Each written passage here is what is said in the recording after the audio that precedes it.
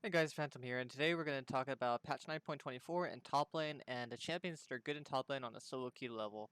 So for the key to top lane, we still have as usual Gameplank. Gameplank has been the key to top lane for quite some time now, and a big reason why Gameplank is the key to top lane is because out of all the top laners, he probably has one of the best scalings in the game. He has a ultimate that can be used globally that can have a variety of uses. You can use it to save your teammates much in the same way that Shen does. And if your teammates have hands, they will be able to turn around to fight and just get a kill out of it. You can also use it to secure kills to help yourself get more fed across the map. And it's also just a great escape tool. So, like, let's say you're in a 2v1 situation, you can use it to help yourself outplay opponents.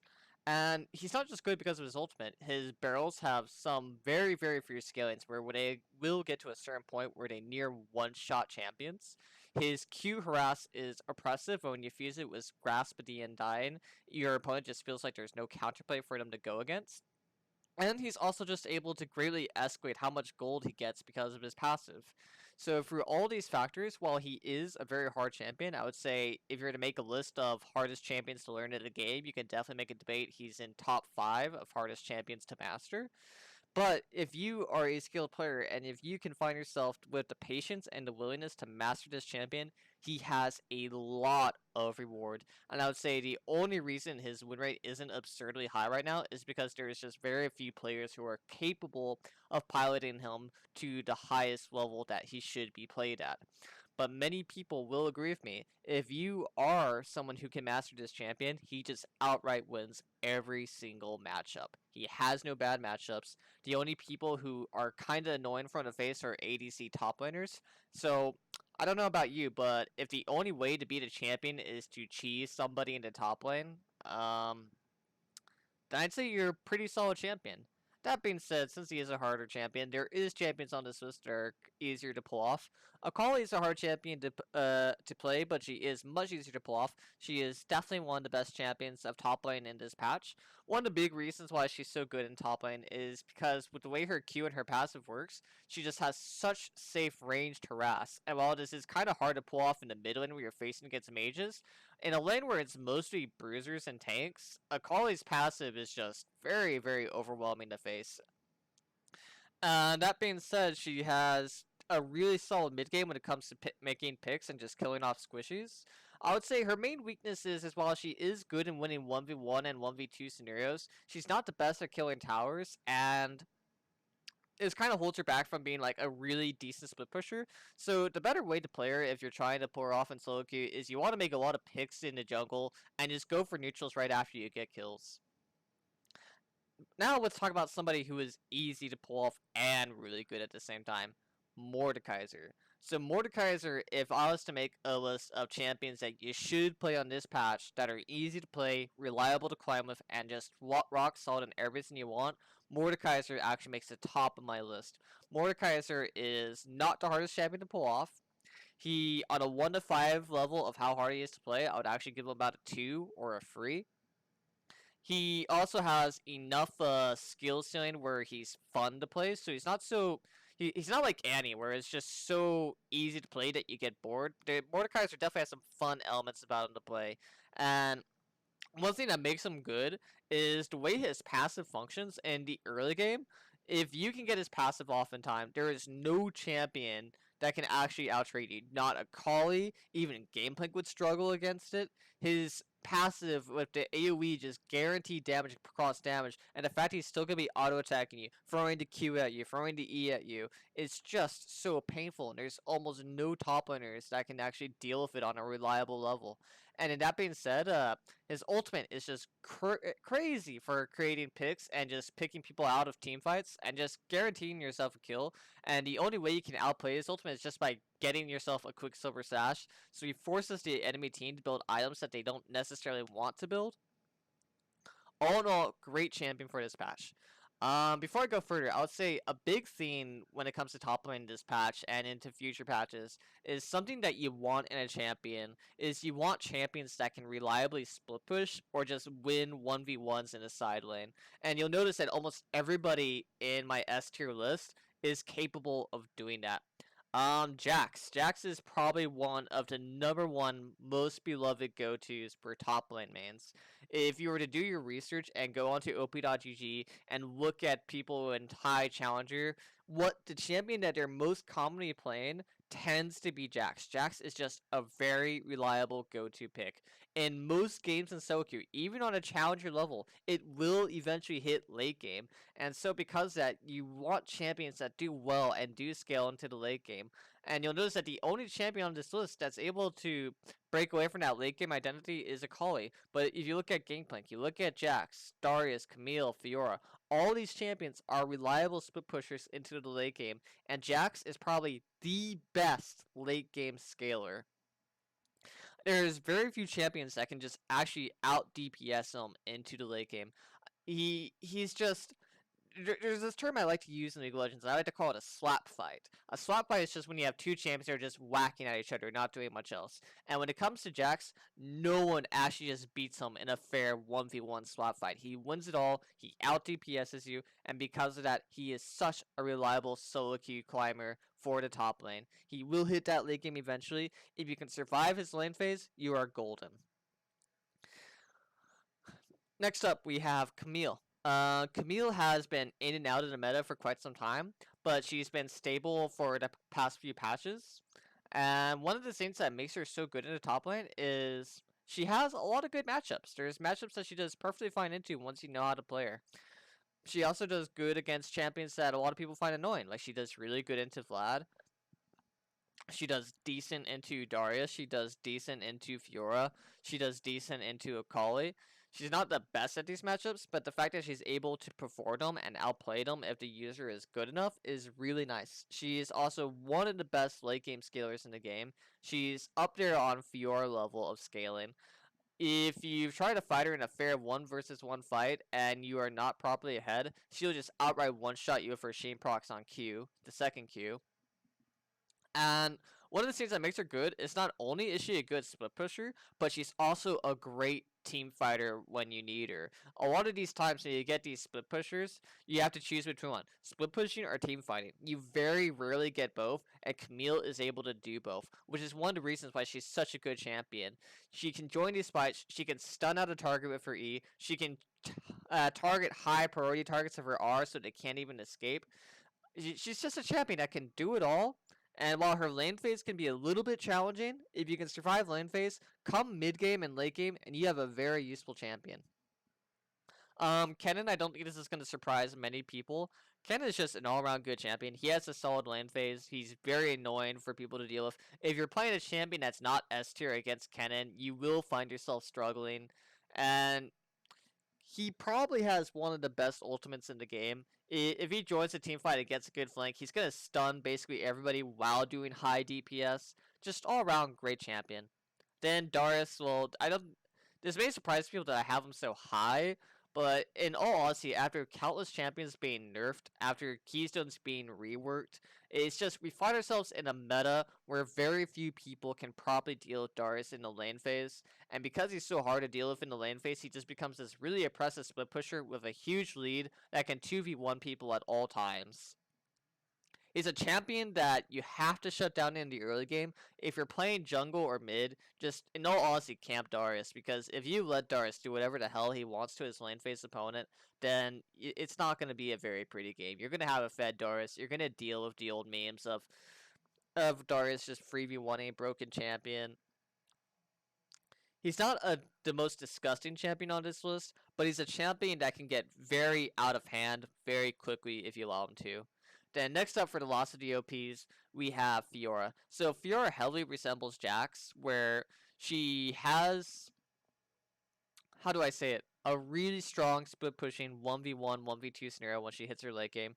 She is probably the best champion in the game when it comes to making tanks just feel awful through the way her ultimate works, through the way her true damage works.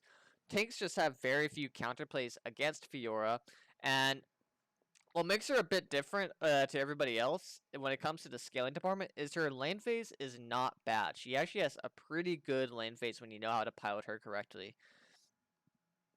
When it comes to scaling champions, normally you enter the Jax scenario where Sure, Jack's scale is really amazing, but his lane phase feels kind of bad. But Fiora has a decent lane phase and a good late game. So if you want to sacrifice a little bit of late game that Jax has in favor of a better lane phase, then Fiora is your go-to here.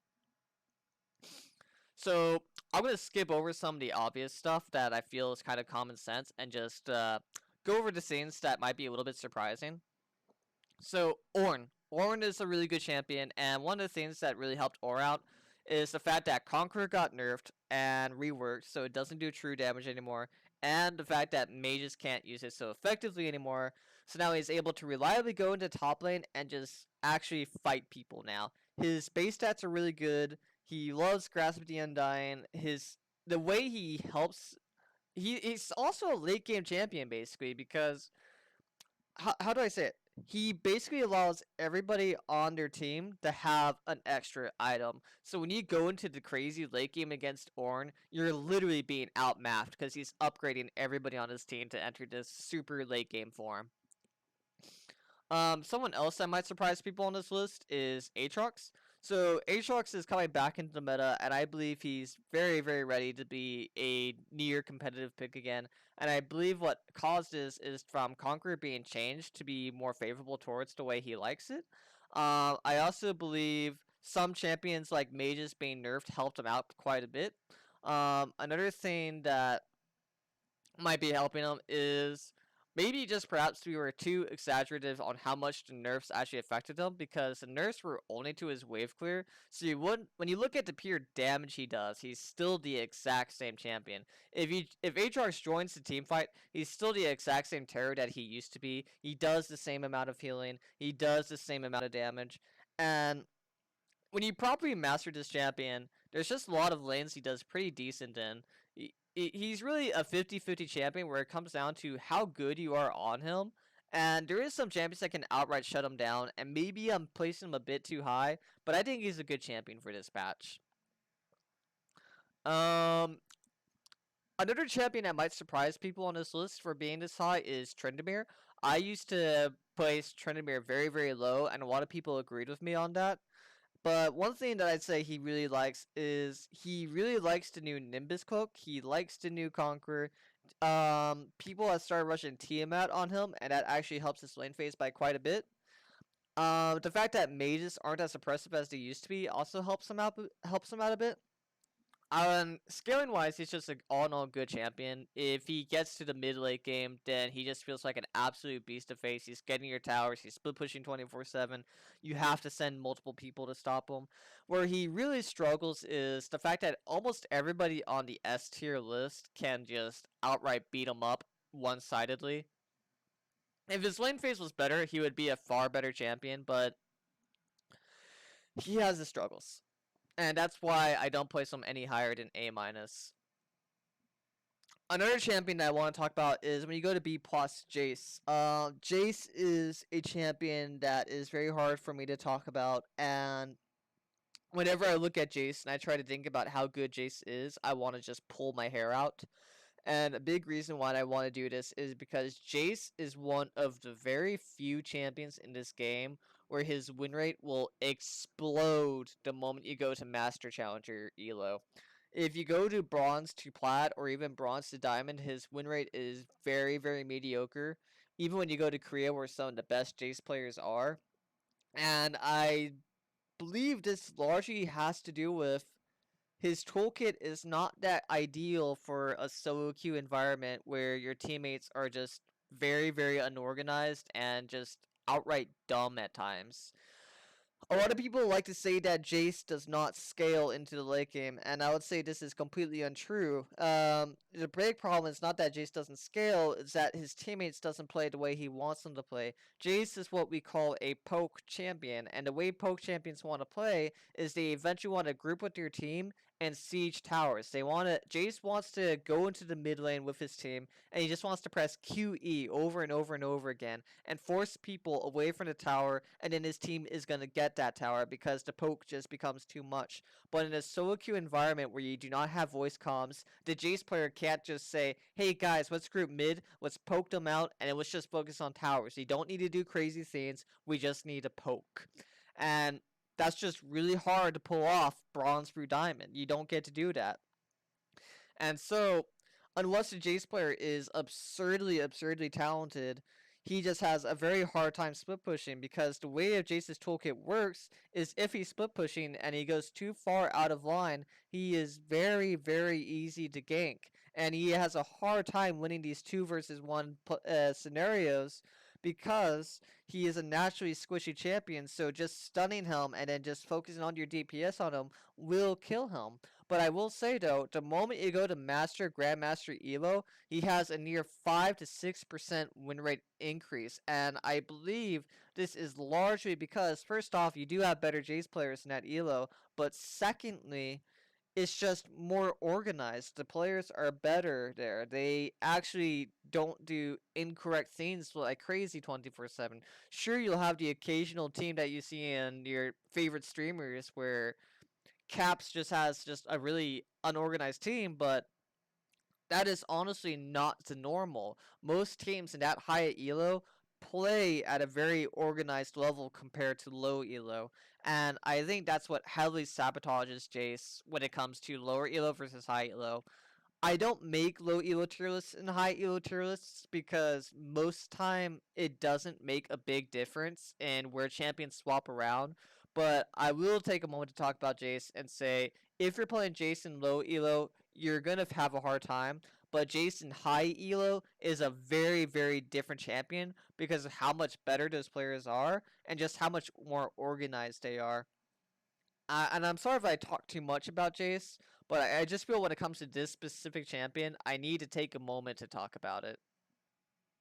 Okay, so moving on, Kayle. So Kayle is a champion that you would think she's everything you want in a solo queue champion when it comes to the scaling department, and you think because of how good her scalings are, she'd just be automatic S tier.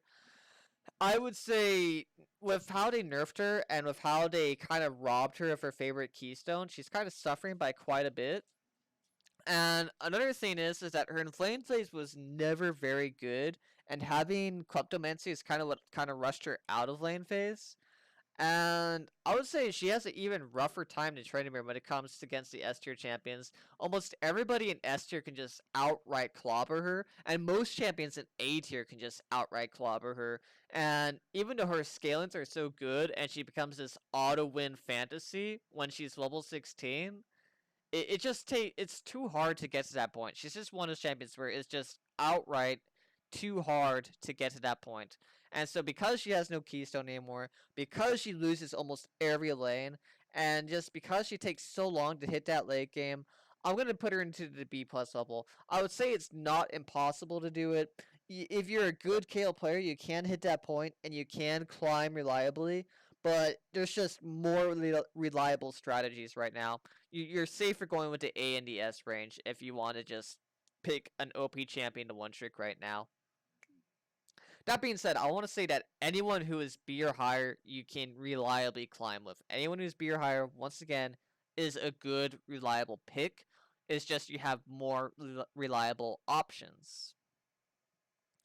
I don't think there's much of any other champion that might surprise people in the B listings. I would say this is mostly typical stuff. If I was to explain the weakest champions right now, it would be most of the tanks: Sion, Nautilus, Tahm Kench, Maokai. Most of these are just really unreliable champions. They lose most lanes. They have a hard time hitting that late game tanky point.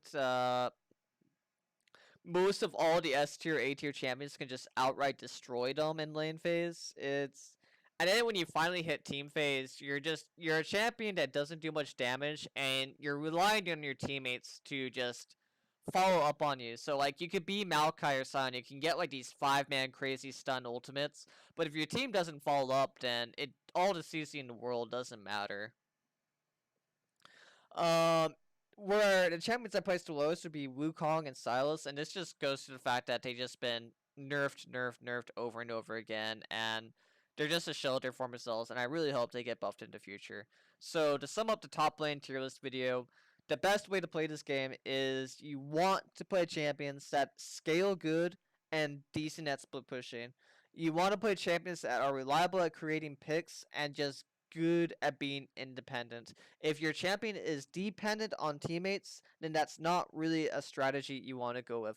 You're much more better going the Han Shinshin route, picking good solid split pushers such and just go crazy into a side lane and win his 1v1, 2v1 scenarios. So I'm Phantom GG, and this is my top lane tier list video. I hope you found this informative, and if you have any questions, just feel free to ask them in the comments.